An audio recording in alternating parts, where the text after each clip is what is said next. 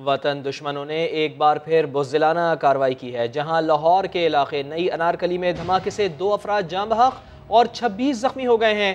4 की हालत तशवीशनाक है। टाइम डिवाइस से किए गए धमाके में 1.5 किलो बारूद इस्तेमाल किया गया, जो मोटरसाइकिल में नस्ब था। लाहौर धमाके के बाद वज़ीर दाखिला शेख रशीद अहमद अपनी बात से मुकर गए। बोले रेड अलर्ट जारी कर दिया गया था, जबकि 2 दिन पहले ही उन्होंने किसी अलर्ट के जारी करने से इनकार किया था। प्रोग्राम 7 से 8 में वजाहत देते हुए कहा कि बतौर वज़ीर दाखिला खौफ नहीं फैला सकता। लाहौर लहू लहू, हुकूमत पहले ही दहशतगर्दी के खतरात से आगाह थी। वजीर दाखिला शेख रशीद कहते हैं इस हवाले से रेड अलर्ट भी जारी किया था।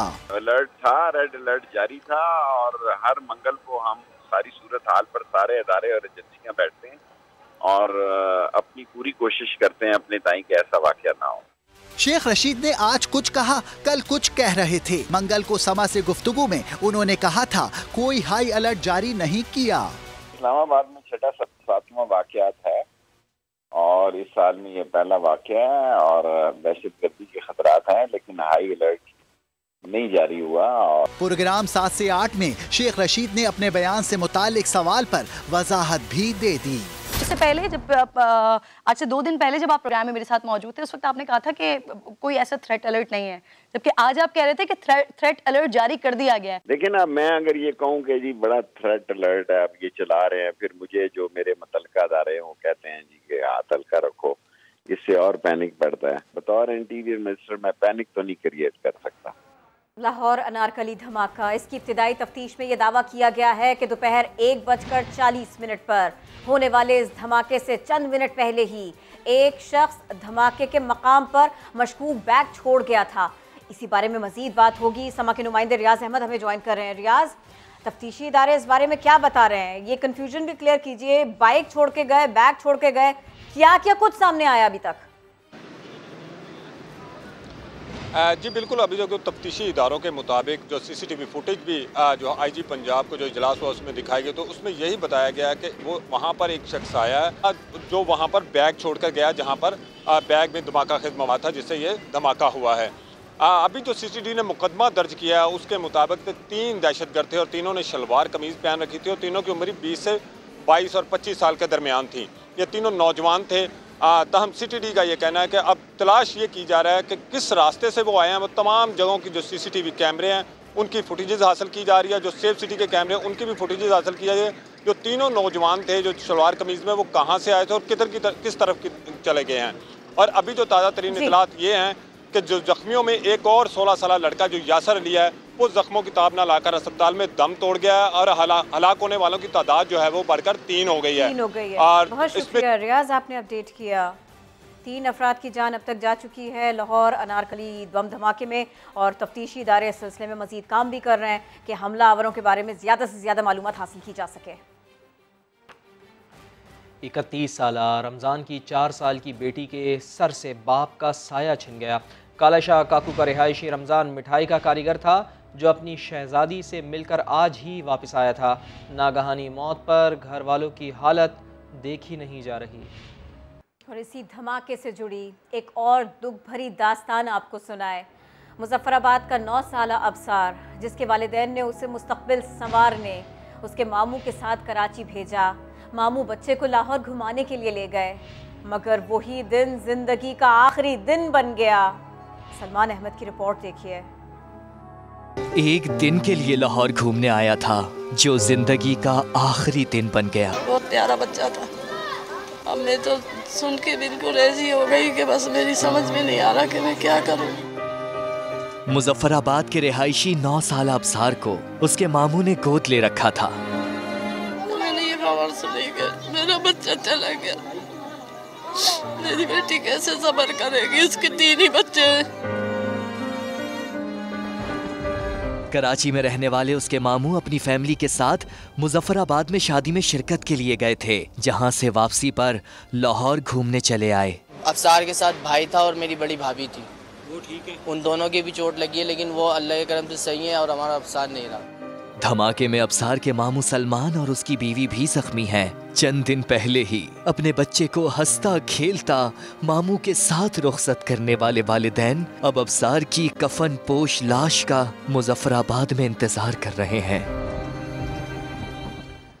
वज़ीर आज़म इमरान खान और अपोजिशन रहनुमाओं ने लाहौर धमाके की मजम्मत की है। वज़ीर आज़म ने ज़ख्मियों को बेहतरीन तिब्बी सहूलियात फराहम करने की हिदायत जारी कर दी है। वज़ीर आज़म ने पंजाब हुकूमत से रिपोर्ट भी तलब कर लिया है। मरियम नवाज़ ने पुरहुजूम इलाके में दहशत गर्दी को अफसोसनाक और तशवीशनाक करार दिया। आसिफ अली जरदारी ने दहशत गर्दों को कानून की गिरफ्त में लाने का मुतालबा किया। PDM सरबराह मौलाना फजलुर रहमान ने इल्ज़ाम लगाया है कि हुकूमत शहरियों को तहफ़्फ़ुज़ फराहम करने में नाकाम हो गई है। लाहौर में धमाका 1:40 पर हुआ। 1:44 पर मदद की कॉल आई। तर्जुमान पंजाब हुकूमत हसन खावर कहते हैं तहकीकात जारी है। सूबाई वज़ीर सेहत यास्मीन राशिद कहती हैं तमाम जख्मियों को हंगामी बुनियाद पर तिब्बी इमदाद दी जा रही है। दोपहर 1:40 लाहौर की अनारकली मार्केट में धमाका। ठीक 4 मिनट बाद रेस्क्यू इदारों को मदद की कॉल मौसूल हुई। तर्जुमान पंजाब हुकूमत हसन खावर कहते हैं इब्तिदाई तहकीकात में पता चला है कि धमाका प्लांटेड डिवाइस के जरिए किया गया। 4-4.25 मिनट जो था वो रिस्पांस टाइम था। इत्तलात आई है ये एक प्लांटेड डिवाइस था। वजीर सेहत पंजाब यास्मीन राशिद ने कीमती जानों के नुकसान पर अफसोस का इजहार किया। कहती हैं धमाके में जख्मी 4 अफराद की हालत तशवीशनाक है। जो टोटल मरीज आए हैं वो 28 हैं। 28 में से एक मरीज जब आया था तो ऑलरेडी एक्सपायर हो चुका था। एक मरीज की डेथ यहाँ आके हुई है। यास्मीन राशिद का कहना है हंगामी बुनियादों पर तमाम जख्मियों को तिबी सहूलियात की फराहमी जारी है। भाई के सामने भाई का कत्ल, मामला जानिए इसी बुलेटिन में। पाकिस्तान में बेअमनी फैलाने के लिए भारतीय फंडिंग के इस्तेमाल का इंकशाफ हुआ है। मजीद जान लेते हैं, chief crime reporter Ahmar Rahman Khan हमारे साथ मौजूद हैं। अहमर, इस फंडिंग से मुताल्लिक आगाह कीजिए। जी बिल्कुल, पाकिस्तान में बदअमनी फैलाने के लिए भारतीय फंडिंग होने का इस्तेमाल होने का इंकशाफ हुआ है। जो आज लाहौर में धमाका हुआ उसमें मुलव्विस दहशतगर्द तंजीम भी भारतीय फंडिंग पर ही चलाई जा रही थी। ऐसा कानून नाफिज करने वाले इदारों के जराये की जानिब से इसकी कंफर्मेशन दी गई है कि जिस दहशतगर्द तंजीम को फंडिंग भारत से दी जाती थी, और ये कोई पहली बार नहीं है। 29 जून साल 2020 को जो भारतीय फंडिंग से स्टॉक एक्सचेंज पर हमला किया गया था वो तमाम साजिशें भी पाकिस्तान के सामने हैं। लेकिन आज जो लाहौर का धमाका है इसमें भी दहशतगर्द तंजीम को फंडिंग भारत से की जा रही थी, ऐसा कानून नाफिज करने वाले इदारे के जराये का बताना है। जी बहुत शुक्रिया। अहम मामला, अहम समात। इस्लामाबाद हाई कोर्ट ने गिलगित बल्तिस्तान के साबिक चीफ जज राना शमीम पर तौहीन अदालत केस में फर्द जुर्म आयद कर दी। बयान हलफी से मुताल्लिक खबर शाया करने वाले सहाफ़ी अंसार अब्बासी, अखबार के एडिटर आमिर गौरी और editor in chief Mir Shakilur Rahman पर फर्द जुर्म मुअख्खर कर दी गई। सुहेल रशीद रिपोर्ट कर रहे हैं। राना शमीम बयान हल्फी केस में इस्लामाबाद हाई कोर्ट ने बड़ा कदम उठा दिया। साबिक चीफ जज गिलगित बल्तिस्तान पर तौहीन अदालत की फर्द जुर्म आयद बयान हल्फी को भी फर्द जुर्म का हिस्सा बना दिया गया।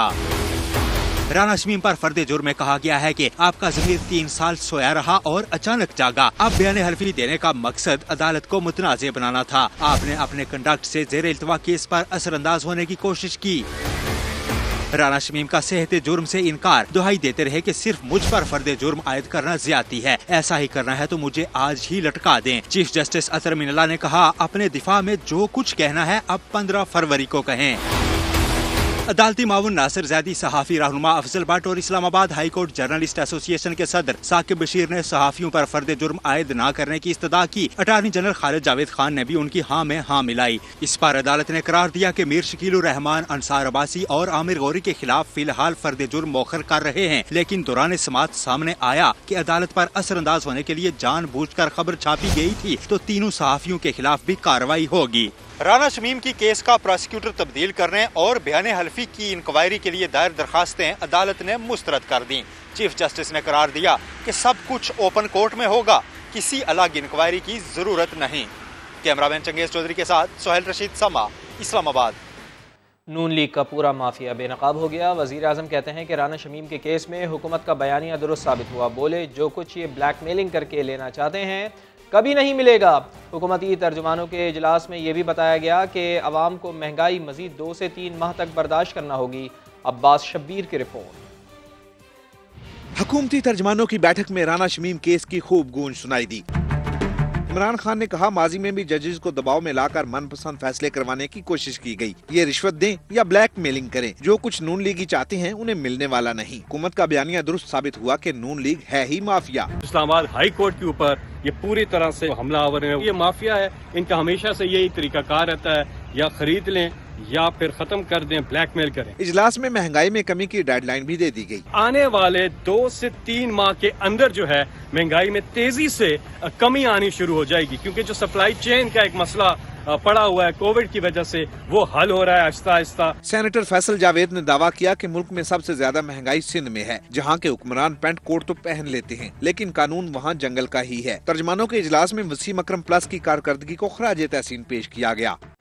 सहाफ़ी इरफान हाशमी लंदन के नोटरी की मुबैना ऑडियो सामने ले आए। चार्ल्स कोथरी ने सवालों के जवाब में बताया, बयान हलफी पर दस्तखत नवाज शरीफ के दफ्तर में हुए। इरफान हाशमी का कहना है, सिलसिला यही नहीं रुकेगा, शवाहिद की सीरीज सामने आएगी। हल्फनामे पर दस्तखत नवाज शरीफ के दफ्तर में ही हुए। सहाफी इरफान हाशमी का दावा, लंदन के नोटरी की मुबैना ऑडियो कॉल सबूत के तौर पर पेश कर दी। इरफान हाशमी का समा से खुसूसी गुफ्तगू में कहना था कि उन्होंने फॉरेंसिक इन्वेस्टिगेटर से ऑडियो का फॉरेंसिक भी करा लिया। एविडेंस मजीद भी मौजूद हैं, उनको भी रिलीज किया जाएगा। बरतानिया के अंदर कोई शख्स अगर अपने ओहदे से या अपने जिस हवाले से भी वो काम करता है उसके खिलाफ कोई जाता है तो उसके लिए ये बहुत ही प्रॉब्लमेटिक हो जाता है। तो चार्ल्स गर्दी साहब is in trouble waters right now. Irfan Hashmi का मजीद कहना था, सिलसिला सिर्फ ऑडियोज तक महदूद नहीं रहेगा, शवाहिद की सीरीज है जो सामने लाई जाएगी। क्या नवाज शरीफ के दफ्तर में ही दस्तखत किए थे? राना शमीम आज अदालत के बाहर सहाफियों के सवाल पर गुस्सा हो गए। कहा, फजूल सवाल ना करो, जिसका वजूद ही नहीं वो बात क्यों कर रहे हो। जिसने पब्लिश किया है उसका तो कुछ उनको रेफर कर दिया। अदालत में है केस पे बाद में बात करेंगे नेक्स्ट डेट। अच्छा, आपने क्या नवाज शरीफ के ऑफिस में ही साइन किया था सर ये एफिडेविट? यार फजूल बातें ना करो सर। नहीं, वैसे सवाल के जवाब तो देते सर। क्यों बात जो जिसका कोई वजूद ही नहीं वो बात क्यों कर रहे हो? उसका वजूद ही नहीं है बात का। ये तो बता दें, अब ये लीक किसने किया था ये तो बता दें आपसे। ये कोर्ट के 5 मेरा सवाल ही यही है कि ये किसने लीक किया है, उससे पूछा जाए। तो सर आपसे जब सारे बारिश साहब ने मौक़िफ़ लिया तो आपने नहीं कहा कि ये प्रिविलेज डॉक्यूमेंट है? मैंने कहा था। सारी एक्सरसाइज का नुकसान आपको हुआ, फायदा किसको हुआ, आप क्या समझते हैं? मुझे कोई नुकसान नहीं हुआ सर। फर्द जुर्म आयद हुई है आप पे। क्या हुआ है? फर्द जुर्म से क्या हो गया? शौकत खानम अस्पताल के हवाले से वज़ीर आज़म पर इल्ज़ामात का मामला। इस्लामाबाद हाई कोर्ट ने ख्वाजा आसिफ का इमरान खान पर जिरह का हक़ बहाल कर दिया है। ट्रायल कोर्ट के जिरह का हक़ ख़त्म करने के फैसले के खिलाफ दरख्वास्त मंजूर कर ली गई है। अदालत ने केस रोज़ाना की बुनियाद पर सुनकर 2 माह में फ़ैसला करने की भी हिदायत जारी कर दी है। वज़ीर आज़म का ख्वाजा आसिफ पर हतके इज़्ज़त का मुकदमा, अदालत ने ख्वाजा आसिफ का इमरान खान पर जिरह का हक़ बहाल कर दिया है। हुकूमत पाकिस्तान की कामयाब हिकमत अमली ने कातिल वबा के बावजूद मुल्क को मामूल की जिंदगी की तरफ लौटा दिया और यूं पाकिस्तान इस मामले में दुनिया भर में दूसरे नंबर पर आ गया। वजीर आज़म इमरान खान कहते हैं, मुआशी तरक्की 5% से बढ़ना बड़ी कामयाबी है। वफाकी वजीर असद उमर ने कहा, कारोबार बंद न करने से ही मईशत दुरुस्त समत में रही।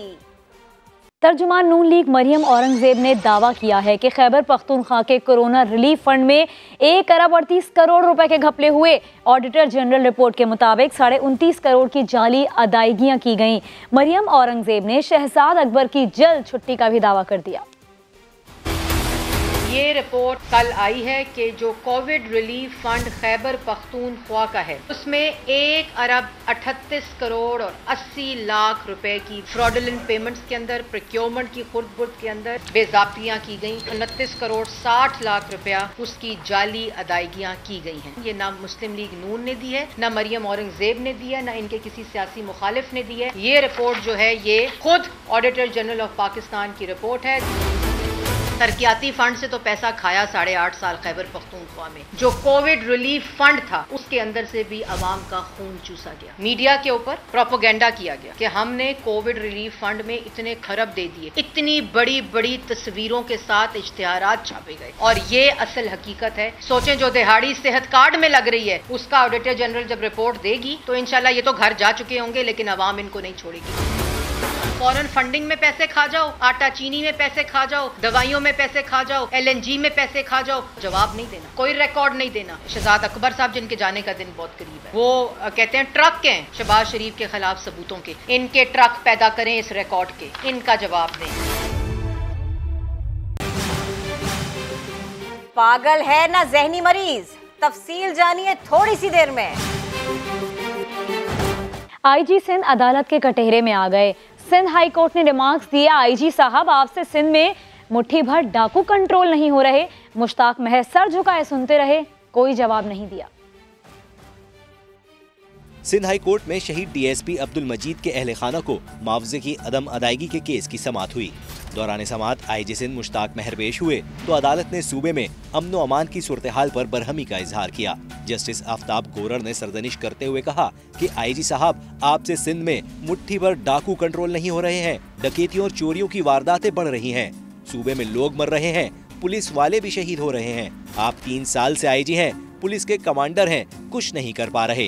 कंदकोट में पुल बन रहा है, डाकू उनसे भी पैसे मांग रहे हैं, पुलिस वाले लाशें खरीदते हैं, फिर प्रेस कॉन्फ्रेंस करके क्रेडिट लेते हैं, अंदर से सब मिले होते हैं, एक दूसरे को सपोर्ट करते हैं। जस्टिस आफ्ताब गोरर ने IG सिंध से सवाल किया कि ये सब आपसे क्यों कंट्रोल नहीं हो पा रहा, आए दिन चोरियों और डकैतियों की वारदातें हो रही हैं। जस्टिस आफ्ताब गोरर ने कहा कि IG साहब 3 साल से आप IG हैं, लेकिन अदालती अहकामात पर अमल दरामद नहीं हो रहा। जिस अफसर को जवाब जमा कराने को कहते हैं वो कहता है मेरी अभी पोस्टिंग हुई है। जस्टिस आफ्ताब अहमद गोरर की जानिब से सरजनिश के दौरान IG सिंध मुश्ताक महर हाथ बांधकर खामोश खड़े रहे। अदालत से बाहर निकले तो मीडिया से बात किए बगैर खामोशी से वापस चले गए। अदालत ने मजीद समाअत 1 मार्च तक मुलतवी कर दी। इरफानुल हक, समा, कराची। कराची पुलिस की नाक़िस कारकर्दगी का खमियाजा शहरी भुगत रहे हैं, जहां आज़ादाना लूटमार करने वाले डाकू जेल जाते हैं मगर अदम सबूत की बिना पर छूट जाते हैं। डाकू पकड़े जाते हैं, छूट जाते हैं, जेल से वापस आते हैं और फिर लूटमार मचाते हैं। कराची में स्ट्रीट क्रिमिनल्स की एक बड़ी तादाद ऐसी है जो रिकॉर्ड याफ्ता है, लेकिन नाकिस तफ्तीश के बाइस मुल्ज़िमान ना सिर्फ जेल से बाहर आ जाते हैं बल्कि दोबारा शहर के जानो माल के लिए खतरा भी बन जाते हैं। ऐसे ही 3 डाकुओं को शारा नूरजहां पुलिस ने गिरफ्तार किया है, जो पुलिस के मुताबिक कई बार जेल की हवा खा चुके हैं और जेल से बाहर आने के बाद फिर वारदातें कर रहे थे। मुल्ज़िमान का एक साथी दौरान डकैती मारा भी जा चुका है। लुटेरों ने शहरी से 13 लाख और साइड में कैशियर से 3 लाख रुपए लूटे थे। पुलिस के मुताबिक वारदात की CCTV फुटेज भी मौजूद है। पुलिस ने इन डाकुओं को फिर गिरफ्तार तो कर लिया है, लेकिन सवाल ये है कि क्या इस बार मुल्ज़िमान को कड़ी सजा हो पाएगी या फिर पहले की तरह मुल्ज़िमान कानून की गिरफ्त से बाहर आ जाएंगे। शाहनवाज अली कादरी, समा, कराची। कोई मक्कारी काम नहीं आई। नूर मुकद्दम कत्ल केस का मरकजी मुल्जिम जाहिर जाफर न तो पागल है ना ही जहनी मरीज, दिमागी तौर पर मुकम्मल सेहतमंद है। डॉक्टर्स ने मुल्जिम को मुकम्मल फिट करार दिया। आदिल तनौली की रिपोर्ट देखिए। कभी अदालत में बिला वजह वावेला तो कभी बीमारी के बहाने, कभी कुर्सी का सहारा तो कभी स्ट्रेचर पर अदालत में पेशी। नूर मुकद्दम कत्ल केस के मरकजी मुल्जिम की ड्रामेबाजी किसी काम न आई। जेल अस्पताल के डॉक्टर्स ने मुल्जिम जाहिर जाफर के तिबी मुआयने में उसे जिस्मानी और दिमागी तौर पर बिल्कुल फिट करार दे दिया। रिपोर्ट एडिशनल सेशन जज अतार अबानी को पेश कर दी गयी। माहिर नफ्सियात ने अलग से भी जाहिर जाफर का मुआयना किया, जिसमें उसे मुकम्मल तौर पर फिट करार दिया गया। डिस्ट्रिक्ट सेशन अदालत में नूर मुकद्दम कत्ल केस की समाअत हुई तो मरकजी मुल्जिम जाहिर जाफर को स्ट्रेचर पर अदालत लाया गया। मुल्जिमान के वकला ने मरकजी मुल्जिम को वापस बख्शीखाना भेजने की इस्तदा की। जज अतार अबानी ने रिमार्क्स दिए, मैं तो मुल्जिम को इंसानी हमदर्दी की बिना पर अदालत बुलाना ही नहीं चाहता था, मुखालिफ वकीलों की दरख्वास्त पर बुलाना पड़ा। तफ्तीशी अफसर अब्दुस्तार ने अपने बयान में अदालत को बताया कि कत्ल का कोई भी चशमदीद गवाह मौजूद नहीं। मकतूला के व्हाट्सएप का डेटा लिया, न ही मोबाइल कंपनी के हुकाम को शामिल तफ्तीश किया गया। तफ्तीशी अफसर के बयान पर मुल्जिम जाकिर जाफर के वकील की जरा मुकम्मल हो गई। केस की समाअत 24 जनवरी तक मुलतवी कर दी गई। कैमरामैन अयाज अब्बासी के साथ आदिल तनौली, समा, इस्लामाबाद। बल्दियाती कानून के खिलाफ जमात इस्लामी ने 23 जनवरी को सिंध असम्बली के बाहर जलसे का ऐलान कर दिया है। खुर्शीद आलम की रिपोर्ट। सिंध के बल्दियाती कानून के खिलाफ जमात इस्लामी की ख़वातीन ने यूनिवर्सिटी रोड पर धरना दिया। एहतजाजी धरने में ख्वातीन की बड़ी तादाद ने बच्चों के साथ शिरकत की। हाफिज नईमुर रहमान ने कहा, हम अपने बच्चों के हकूक और उनके मुस्तकबिल का मुकदमा लड़ रहे हैं। सिंध असम्बली के बाहर जलसा करेंगे। अमीर जमात इस्लामी पाकिस्तान सिराजुल हक साहब वो दोबारा तशरीफ ला रहे हैं, तो इतवार को जलसा आम होगा इंशाअल्लाह ताला, और उससे पहले भी शहर भर में कॉर्नर मीटिंग्स हो रही है। सिंध असम्बली के बाहर जमात इस्लामी का धरना 21 रोज से जारी है। हेडलाइंस होंगी ब्रेक के बाद। देखते रहिए समा।